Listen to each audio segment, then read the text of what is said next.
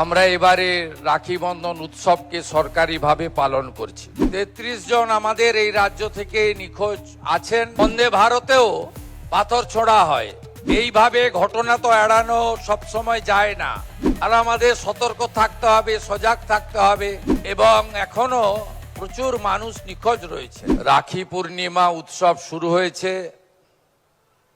যে রাখি পূর্ণিমা কেবলমাত্র একটি ধর্মীয় অনুষ্ঠান নয়, এটি একটি বন্ধনের অনুষ্ঠান,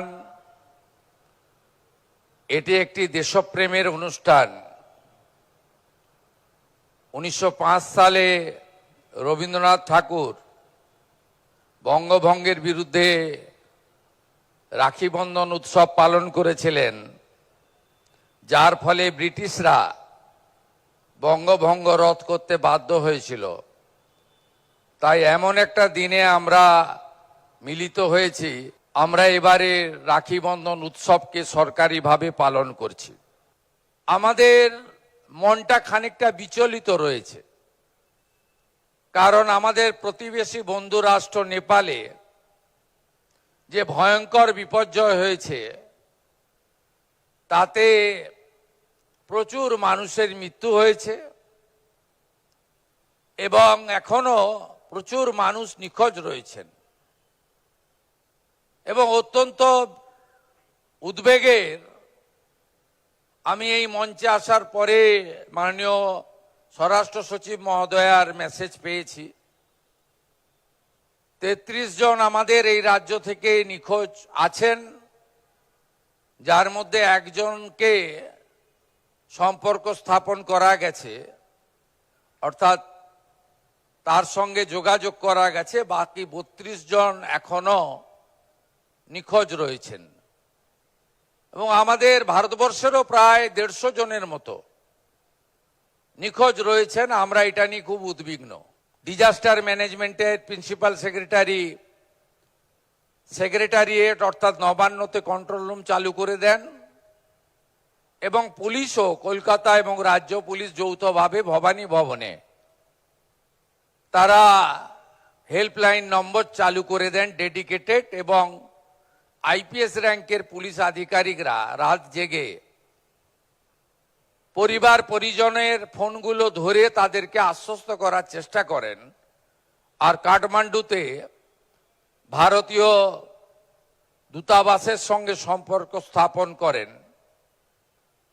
আমি লাস্ট মিডনাইটে 12:45 AM নবান্ন এবং ভবানী ভবনের ভিডিও চেয়ে পাঠাই এবং রাত জেগে কিভাবে আমাদের আধিকারিক এবং পুলিশ কর্মীরা সেবা দান করেছেন। কালকেও আমরা আশা করব, ভগবানের কাছে প্রার্থনা করব যে একজনকে যেমন পাওয়া গেছে সুস্থ অবস্থায়, বাকি 32 জনকেও আমরা যাতে ফিরে পাই। এর বাইরে আমাদের এই মুহূর্তে করার কিছু নেই। আমি পোস্তাতে ফ্লাইওভার ভেঙে পড়া দেখেছি, একজনকেও রিকভারি করা যায়নি জীবন্ত অবস্থায়। আমি মাঝেরহাট দেখেছি।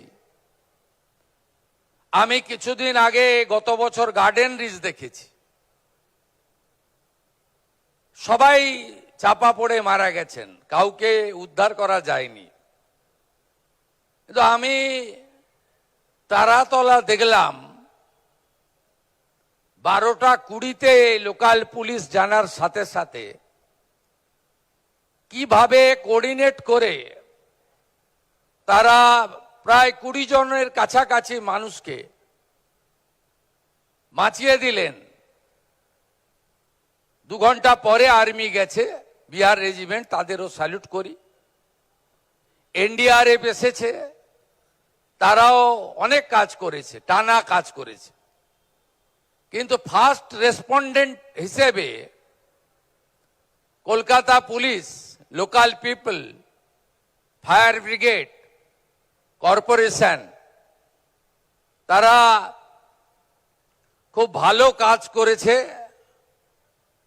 সেই কারণে পশ্চিমবঙ্গ সরকার, স্বরাষ্ট্র দপ্তর আজকে কলকাতা পুলিশের রিপোর্টের ভিত্তিতে আমরা 10 জনকে জীবন রক্ষা পদক দিলাম। এইভাবে ঘটনা তো এড়ানো সবসময় যায় না।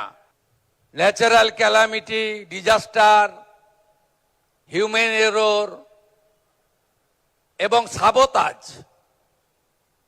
নানা ইনসিডেন্ট গভর্নমেন্টকে এবং ল এনফোর্সিং অথরিটিকে আর রেস্কিউ অপারেশন যারা করেন এজেন্সিস, তাদেরকে ফেস করতে হয়, ভবিষ্যতেও হবে। বন্দে ভারতেও পাথর ছোড়া হয়, অতএব এ তো থাকবেই। রেল লাইনের উপরেও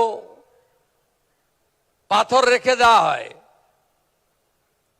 এগুলো নিয়েই আমাদের চলতে হবে, আর আমাদের সতর্ক থাকতে হবে, সজাগ থাকতে হবে।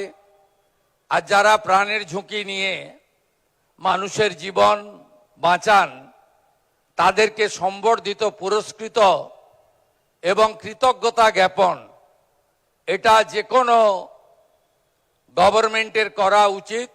শর্ট সার্কিট থেকে ইনসিডেন্ট হলো, মেঘালয় এবং আলিপুরদুয়ারের অনেকগুলি লাইফ লস হলো।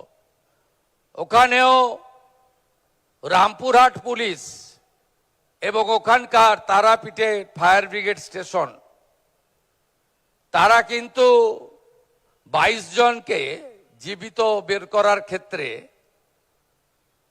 হেল্প করেছে, ডাইরেক্টলি খুব কুইক রেসপন্স করেছে। ঠিক একইভাবে কিছুদিন আগে নিউ মার্কেটের কাছে যে ইনসিডেন্ট হলো, পাশেই ফায়ার ব্রিগেডের হেডকোয়ার্টার, তারা খুব উঁচু সিঁড়ি, আধুনিক মানের জিনিসপত্র লাগিয়ে প্রায় 80 জনকে সেফলি বের করে দিয়েছে। নইলে ওই ক্যাজুয়ালিটিটা 10 হতো না, ওটা 90 হতো।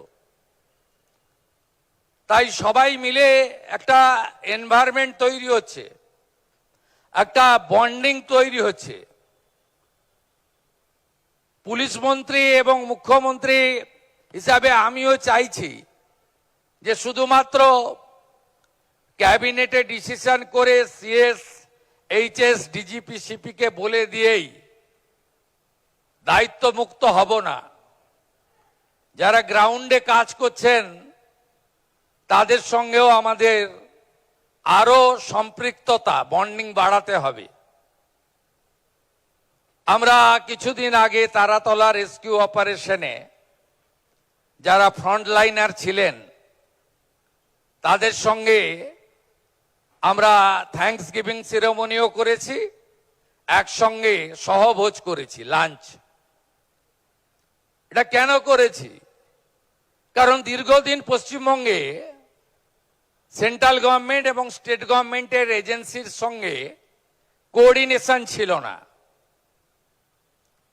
আর আমাদের তারাতলাতে আমাদের রেস্কিউ অ্যান্ড আমাদের যে অপারেশন হয়েছে, রেস্কিউ অ্যান্ড রিলিফ অপারেশন, তাতে army, NDRF, rail, all are from central government agencies.